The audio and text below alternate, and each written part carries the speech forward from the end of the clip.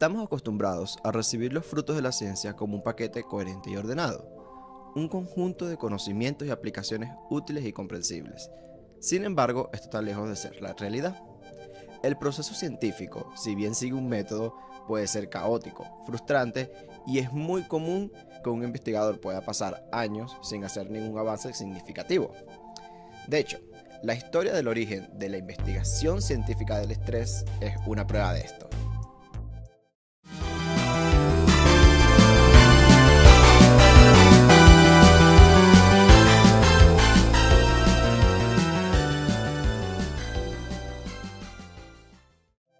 La mitología de diferentes pueblos ya hace referencia a que emociones fuertes pueden tener unas fuertes consecuencias.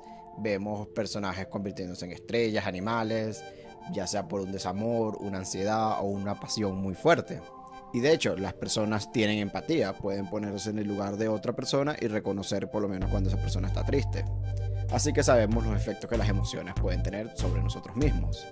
Pero el estudio científico de lo que ocasiona el estrés en el cuerpo no llegaría hasta... El bebé Hans nació en 1907 en Hungría.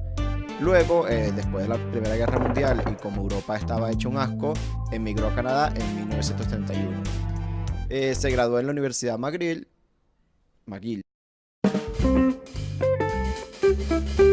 En Canadá se graduó en la Universidad McGill como endocrinólogo, médico investigador especialista en las interacciones de las hormonas en el cuerpo.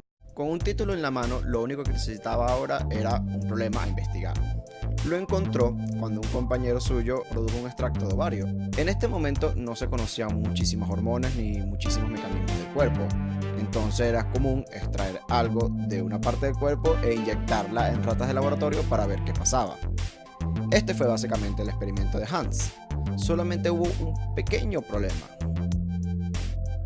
Y es que nuestro querido Hans era muy, pero muy torpe. El man no daba pie con bola. De hecho, las ratas se le caían, las inyectaba en lugares que no eran, se les escapaba, entonces tenía que perder un día entero persiguiendo y capturando las ratas en el laboratorio. En resumen, todo era un caos. Luego de varias semanas de tortura roedora, fue a examinar a su sujeto de estudio. Encontró grandes úlceras pépticas, agrandamiento de la corteza suprarrenal y que todos los tejidos relacionados con el sistema inmunológico se encontraban muy reducidos. El man dijo, ya, listo, ya hice mi descubrimiento. Pero en la ciencia hay que comprobar los resultados, así que comenzó a diseñar experimentos para comprobar su descubrimiento. Estableció distintos grupos de ratas. A cada grupo le inyectaría sustancias distintas, inclusive habría un grupo al cual no le inyectaría nada. Volvieron a pasar las semanas y Hans, todo contento, fue a examinar a su sujeto de estudio. Sin embargo, resultó que todas las ratas bajo su cuidado, todas, incluyendo las que no le había inyectado nada, presentaban síntomas de úlcera y debilitamiento del sistema inmunológico. Hans no entendía por qué a sus ratas le pasaba esto. De hecho, el mus musculus, la rata de laboratorio, es un animal muy conocido y que es usado en muchas investigaciones. Entonces Hans se preguntaba por qué a los otros investigadores no les pasaba eso con sus ratas. Después de semanas pensando, donde el mismo Hans describiría que pasaba días enteros en su laboratorio sin hacer nada más que pensar qué está pasando con estas ratas, llegó a la conclusión de que lo único diferente entre las ratas de otros investigadores y las de él era el mismo y su mal cuidado. Entonces comenzó a surgir una hipótesis. Podría ser que condiciones desfavorables ambientales sostenidas de manera prolongada pudieran ocasionar daños fisiológicos en el interior del organismo. Para comprobar esto tendría que diseñar nuevos experimentos. Ahora la tortura iba a ser sistemática. A un grupo de ratas los expondría a temperaturas elevadas, a otros a temperaturas muy bajas, a otros simplemente los estarían moviendo constantemente, estarían expuestos a sonidos muy altos, etc. Al cabo de un tiempo pudo producir los mismos efectos de úlceras pépticas, sistema inmunológico más dañado y todo esto en todas las ratas, excepto a un grupo que, imagino, lo ayudaron a cuidar bien. Habiendo torturado suficientes ratas, fijó su vista en los humanos. Descubrió que muchos pacientes presentaban una variedad de dolencias que tenían muchos síntomas similares y los cuales podían ser atribuidos a los esfuerzos del organismo para responder al estrés. Ok, ahora hay que definir por un momento estrés. Si bien la definición específica de qué es estrés ha cambiado y hay muchos factores que podemos tener en cuenta al momento de hacer esa definición, aquí va una definición sencilla para que todos estemos en la misma página. El estrés es la respuesta del cuerpo a una situación que tiene que resolver de manera inmediata. Por ejemplo, tú eres una cebra en la sabana africana. Estás contenta, tomando tu agüita y eso, y de repente aparece un león. Ese león te va a comer. Tu cuerpo de cebra comienza a activar un montón de sistemas dentro de su cuerpo para poder correr más rápido. En este momento ya no importa para nada el crecimiento, entonces dejas de reparar tejidos, dejas de preocuparte por tu bienestar futuro y lo importante es simplemente quemar toda la energía que tengas para poder escapar de ese león. De hecho, el león también está en una situación estresante, entonces también activa todos sus sistemas para poder correr más rápido, su vista se puede agudizar para poder comenzar a cebra. Nosotros los humanos tenemos esos mismos sistemas, solamente que tenemos un problema y es que nosotros tenemos una cognición más avanzada, podemos pensar en el futuro y podemos preocuparnos por cosas que ni siquiera existen. Pero ok, no me voy a desviar. Lo importante es la teoría de Hans. Entonces, Hans presentó el síndrome de adaptación general, el cual consistía en 3 fases. La primera fase, reacción de alarma. Ante un factor ambiental, ya sea real o imaginario, como tu jefe siendo nuevamente injusto, tu novia o novio haciendo eso de nuevo que tanto te incomoda, la factura de servicios que viene cara, Maduro que hace trampa en las elecciones. Bueno, no importa qué sea lo que te estrese, el cerebro le da la orden a las glándulas pituitarias y suprarrenales para que secreten un conjunto de hormonas para resolver esta situación. Segunda fase, resistencia. Como Maduro es un maldito tramposo y sigue siendo disque presidente de Venezuela, tu cuerpo se mantiene en ese estado de alerta y continúa secretando estas hormonas. Fase 3. Estado de agotamiento.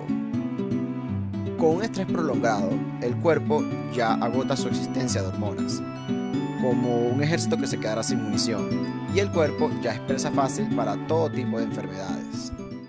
Ahora, una cosa muy importante, no quiero que te vayas de este video de YouTube diciendo wow, aprendí un montón sobre el estrés, porque la teoría que te acabo de escribir de Hans es falsa. Y es que, o sea, es 1930 y pico de bola que iba a ser falsa. Hoy sabemos mucho más, de hecho sabemos más sobre las hormonas que están involucradas en todo este proceso. Y resulta que la cosa no es tan sencilla.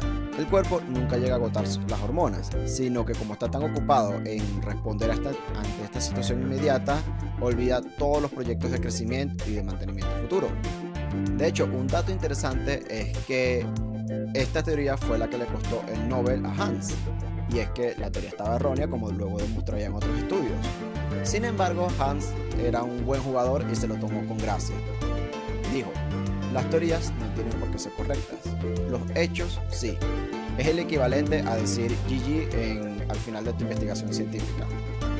Bueno, hay un montón de cosas más sobre el estrés que no voy a discutir en este video porque se me hace más de 1 hora de largo y no es la idea, pues. Hay cosas como cómo afecta el estrés al sistema circulatorio y la relación directa que eso tiene con la epidemia de infarto de nuestra era, cómo el estrés durante el embarazo produce cambios en el sistema digestivo del bebé que se vuelve adulto, cómo diferencias genéticas y de sexo y de personalidad hacen que la respuesta ante el estrés sea distinta, cómo diferentes estresores, o sea, es decir, diferentes cuestiones que producen estrés, como cuestiones sociales o cuestiones físicas, etcétera, producen estrés distintos, o sea, con reacciones en el cuerpo distintas, como si fuera cada estrés tiene un perfil, y bueno, un montón de cosas más, ¿no? Ok, antes de terminar quiero confesar algo, y es que simplifiqué mucho esta historia para poder explicarla en un video de YouTube. Por lo menos, si bien Hans fue responsable de usar y popularizar el término estrés como una respuesta fisiológica, ya la palabra estrés se usaba en la física y eso llevó a muchas confusiones al principio cuando se traducía a sus trabajos. Una cosa que no mencioné y es bastante importante es que Hans no fue el primero en trabajar en este campo. De hecho, un investigador llamado Walter Cannon fue el primero en reconocer el rol de la adrenalina en el sistema nervioso y fue el creador del término luchar o correr, el cual es una respuesta básicamente ante situaciones estresantes. La evolución de nuestro conocimiento siempre es una historia apasionante. muy difícilmente ocurre en línea recta. Y la historia de Hans y sus desafortunadas ratas de laboratorio es un ejemplo de cómo una nueva perspectiva puede ayudar a resolver un problema.